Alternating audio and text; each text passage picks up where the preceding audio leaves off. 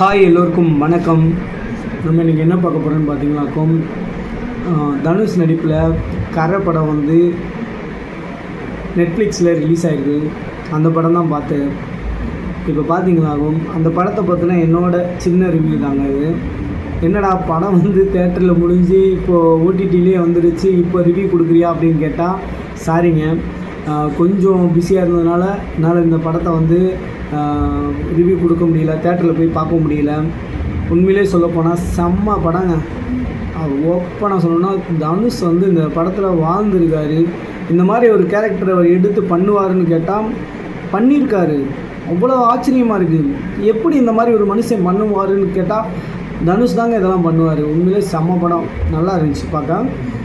இது ஏன் இப்படி சொல்கிறேன்னா, எல்லாருமே தேட்டரில் பார்க்க மிஸ் பண்ணிட்டோம். ஒரு சீன் படத்தில் ஒரு இன்ட்ரோட பிளாக் சீன் வரும் பாருங்களேன், அந்த ஒரு பீக் டென்ஷனுங்க. அந்த படத்திலே வந்து அந்த ஹைலைட் சீன் தான், அதுதான் முடியும். எனக்கு தெரிஞ்சு வந்து தமிழ் சினிமாவில் இந்த மாதிரி ஒரு இன்ட்ரோ பிளாக்கை வந்து இந்த மாதிரி கொண்டு வந்ததே கிடையாது. அப்படியே பிபி கண்ட்ரோல் இல்லாமல் போயிடுச்சுங்க. அந்த அளவுக்கு ஏற்றி விட்டார் இந்த படத்தில்.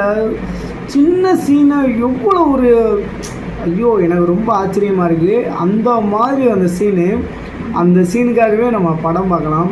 உண்மையிலே படம் வந்து தரமான படம். உண்மையிலே எல்லாருமே சூப்பராக நடிச்சிருக்காங்க. எல்லாருமே பார்க்கும்போது ஒரு வித்தியாசமாக இருக்குது. என்ன ஒரே ஒரு மைனஸ் அப்படின்னு பார்த்தீங்கன்னாக்கா, மமிதா பஜ்ஜு வந்து இந்த படத்துக்கு தேவையில்லைன்ற மாதிரி தான் தோணும். ஏதாவது ஒரு நல்ல கேரக்டர் வேறு யாராவது கொடுத்துருந்தா கொஞ்சம் நல்லா இருந்திருக்கும். அவங்களுக்கு இதெல்லாம் செட் ஆகலைங்க. உண்மையிலே ஓப்பனாக சொல்லப்போனால் அது மட்டும் அந்த இது செட் ஆகலை.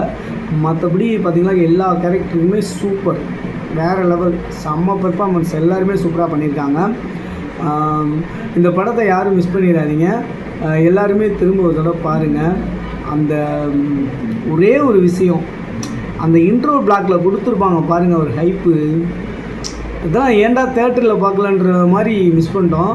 அது இல்லாமல் இந்த டைமிங் வந்து தப்பான டைமிங். எலெக்ஷன் டயத்தில் வந்து அந்த படத்தை ரிலீஸ் பண்ணாங்க. கொஞ்சம் டிலே பண்ணி ரிலீஸ் பண்ணியிருந்தாங்களாக்கும் தனுஷுக்கு அசுரன் படத்துக்கு அப்புறம் ஒரு நல்ல ஒரு படமாக, வடச்சென்னைக்கு அப்புறம் நல்ல ஒரு படமாக, செம்ம படமாக இருந்திருக்கும். உண்மையில் அடித்து சொல்வேன்.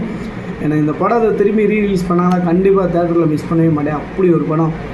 தனுஷ் சார் ஒரு கிரேட் சார், பயங்கரமான ஆக்டர் சார். நீங்கள் அடுத்த கமலஹாசன் எனக்கு ரொம்ப பிடிச்சிருக்குங்க.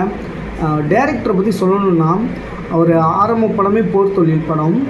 அந்த படமே பார்க்க அவ்வளோ இன்ட்ரெஸ்ட்டாக இருக்கும். அந்த ஒரு டென்ஷன் வந்து அந்த படத்தில் அவ்வளோ இதாக இருக்கும். ஆனால் அதே மாதிரி இதை கொண்டு வந்திருக்காரு.